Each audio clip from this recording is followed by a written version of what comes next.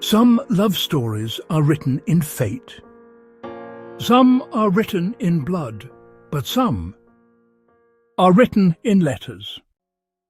Letters that survived fire, time, and tragedy. This is the true story of two minds who fell in love in a world that forbade them to. Their names were Héloïse and Abelard. Héloïse was born in France around the year 1100. At a time when most women were denied education, Héloïse became fluent in Latin, Greek, and Hebrew. She was known not for beauty, but for brilliance. She studied philosophy, theology, and classical literature.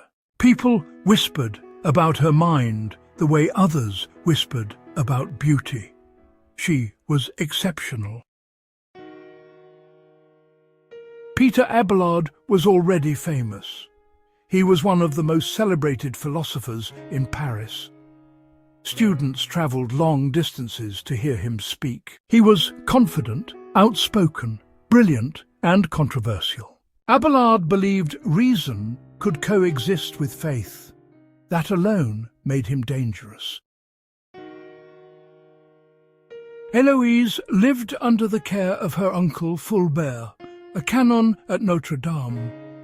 Abelard arranged to live in Fulbert's house, under the pretense of tutoring Héloïse. Officially, he was her teacher. Unofficially, two minds were slowly colliding. What began as lessons turned into conversations. Conversations turned into affection. Affection turned into passion. Abelard later admitted in his writings, they were careless, they were consumed, they were in love. They did not hide well. Servants noticed, neighbours whispered, but love made them reckless. Héloïse became pregnant. To avoid scandal, Abelard secretly sent her away to his family in Brittany. There she gave birth to a son. They named him Astrolabe. Yes, a real historical detail. Abelard proposed marriage to protect Héloïse's reputation. Héloïse resisted. This is important. She believed marriage would destroy Abelard's career, limit his intellectual future. She wrote, true love should not be bound by social contracts. But eventually, to satisfy her uncle, she agreed. They married in secret. Fulbert wanted the marriage made public. Abelard refused.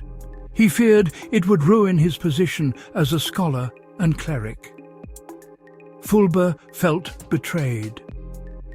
One night, while Abelard slept, men hired by Fulbert broke into his room. They castrated him. Abelard survived, but his life was permanently changed. After the attack, Abelard entered a monastery. Héloïse was forced into a convent, not by choice, by circumstance. They would never again live as husband and wife. They would never again touch. Years later, Héloïse discovered a book Abelard had written about his suffering. She wrote to him. He replied. Thus began one of history's most famous exchanges of letters. These letters still exist today. They are preserved. They are studied. They are real. Héloïse confessed something shocking. She still loved Abelard not as a religious brother, but as the man she had once given herself to. She wrote, she did not love God more than Abelard. She obeyed God because she had lost Abelard. Her honesty was painful, raw, unfiltered. Abelard tried to redirect her love toward God. He encouraged her to accept religious devotion.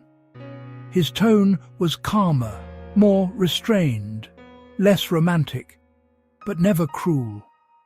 He cared for her. He never denied their past, but he believed their suffering was punishment for earthly passion, a love that changed form.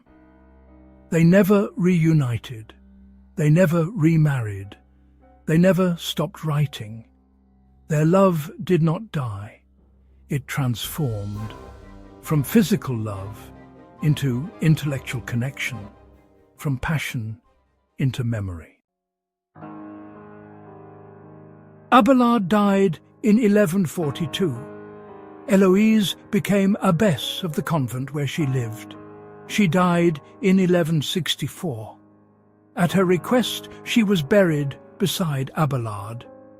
Today, their remains rest together at Père Lachaise cemetery in Paris, side by side, at last. Héloïse and Abelard were not perfect lovers. They were reckless, they were flawed, they were human. But they loved with honesty, and they paid for that honesty with everything. Some love stories end in marriage. Some end in death. Theirs ended in words, words that refused to disappear.